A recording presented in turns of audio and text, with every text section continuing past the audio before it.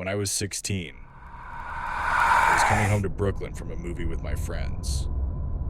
I was the only one who lived in Brooklyn, so I walked home from the train, alone. I was used to being out late by myself. I had a midnight curfew, but I frequently broke it because I thought nothing bad would ever happen to me, despite an uptick of rapes and assaults in our neighborhood at the time. This night, however, I was actually slated to get home on time for once. It was the summer after I graduated high school, and I was feeling amazing. I'd had a little to drink and a little to smoke, and I felt like I was on top of the world.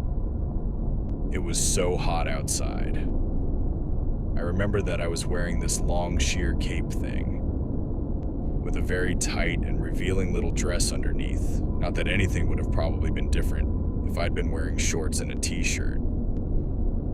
However, because of my fun little outfit, I was feeling myself and being so stupid.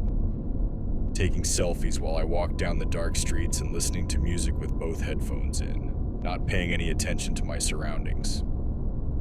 I think I even sang as I walked.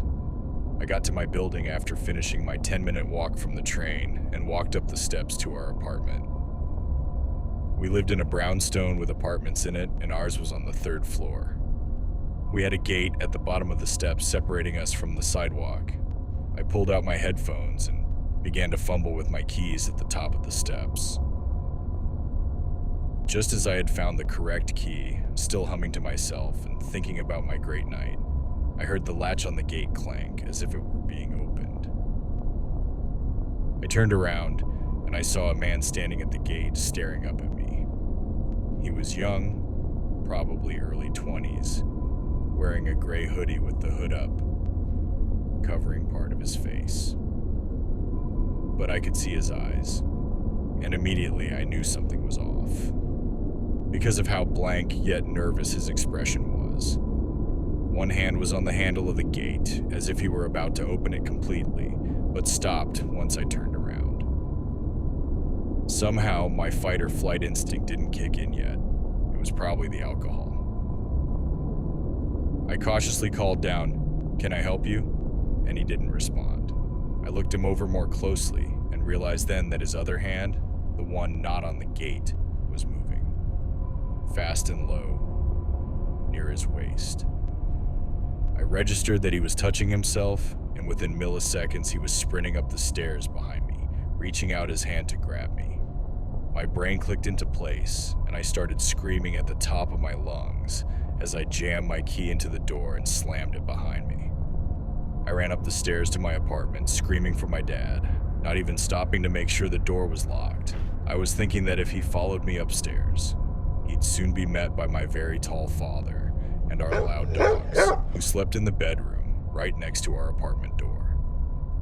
As I looked over my shoulder while tearing my way upstairs, I saw his face pressed up against the glass window, still watching me, but now his eyes were furious. I ran into our apartment, still screaming to my parents to call the police. My dad went downstairs and looked around, but he was gone. The police came anyway after my mom called and came upstairs to take my statement so they could make their report. The 2 cops who showed up asked me to describe him. I did, and they said they'd cruise around looking for him, and regardless of if he was found, a detective would call me soon to make a more detailed report. They never called me. There were many more rapes and assaults that continued to take place in my neighborhood for the rest of the summer. I shudder every time I think about what would have happened if I hadn't taken out my headphones before I began unlocking my door. I don't know how long he was following me for, and as far as I know, he was never caught. From that point on, for those last few weeks before I left for college, I would call my dad and make him meet me at the train station so he could walk me home safely. Now as an adult, I am far more cautious than I was as a teenager. I am always extra aware of my surroundings, especially at night, and I don't look at my phone while I walk home. I'll never get the image of his blank stare as he lunged towards me out of my head. I will never forget the feeling in the pit of my stomach as I realized that he followed me home, watching me and touching himself, and was now waiting to strike. My boyfriend works as a teacher in a town about 15 minutes away by train. He gets home more or less at the same time every day, give or take an hour or so. I, on the other hand, work from home. In late January of this year, we'd gotten in a pretty big fight about something stupid. I can't even remember what it was about now, but it was one of those fights where we didn't speak to each other the whole next day. So, this afternoon I was lying in bed getting work done. It was a Tuesday, and I was pretty sure his last class finished at 1 p.m. on Tuesdays, meaning he'd surely be home at 2:30. But around 1 p.m. I heard the front door open and shut. I thought, I guess he's home an hour early today. It was normal for him to skip his last class every once in a while, so I didn't really think anything of it. In fact, I was mostly mentally preparing for the awkward post-fight conversation.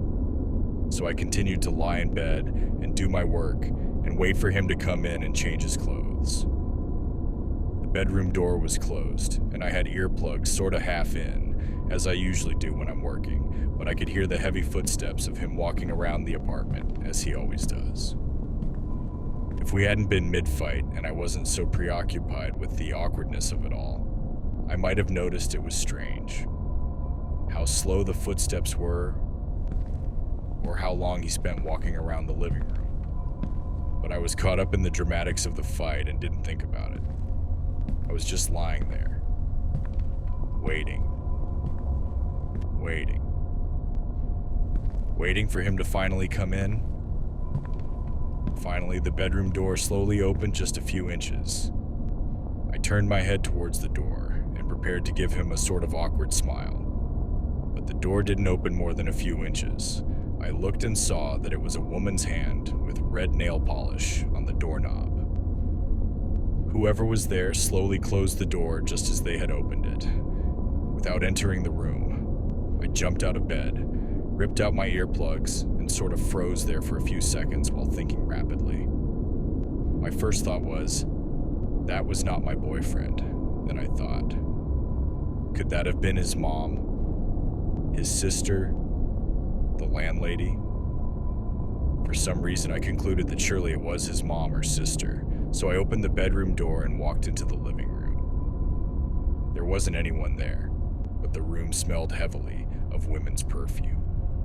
Then I came to my senses and realized his mom and sister don't have keys and have never come over before.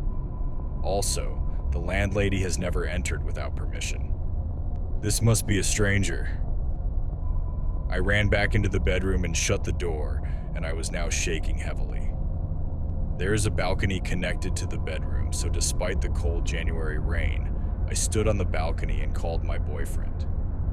He picked up and I asked him if his mom or sister might come over unannounced. He told me, "Don't move, I'm calling the police." The police were there in minutes and searched the whole apartment. Of course, nobody was there by this point. It was weird though. Nothing was missing from the apartment despite us keeping a jar full of money right in the entrance. Nothing was even touched. In fact, it seemed like the intruder came straight to the bedroom, saw my legs on the bed, panicked, and left. Plus, you can't open that big wooden front door without a key. For a few days, my boyfriend and I were convinced it was just the landlady being nosy. I began to feel better after that. Nevertheless, we demanded that the landlady change our locks. When she came to change them with her husband, she made a discovery. There was a square area by the keyhole that had been scratched away with something. The landlady said that surely someone used tools to break into the apartment. Then, a day or two later, my boyfriend told me, "I have to tell you something, but don't freak out." He told me that the orange kitchen scissors were missing. I obviously freaked out after that. I tore the apartment apart looking for those scissors. It's been 6 months and those scissors are still gone, so the whole thing is just creepy and weird. This stranger breaks into a nice apartment, but doesn't touch or take anything valuable. Not even the money jar sitting right in the entrance. Takes scissors from the kitchen, goes straight to the bedroom, sees someone in bed, and immediately leaves. I never got to meet the person who opened the door that day. I hope I never do. There is this hotel at the Bulgarian seaside in which we have an apartment. To be honest, that's a strong word for it, because it's just a big room with a giant bed, a refrigerator, big windows on both of the walls, and a small bathroom. It's on the ground floor, and both of the walls are facing the parking lot of the hotel. Despite all that, it's perfect for me alone. It's right next to the beach, and that's why I've been spending some of my summer vacations there. So July 3 years ago, I spent a week with my ex-boyfriend there and 3-4 weeks alone after that.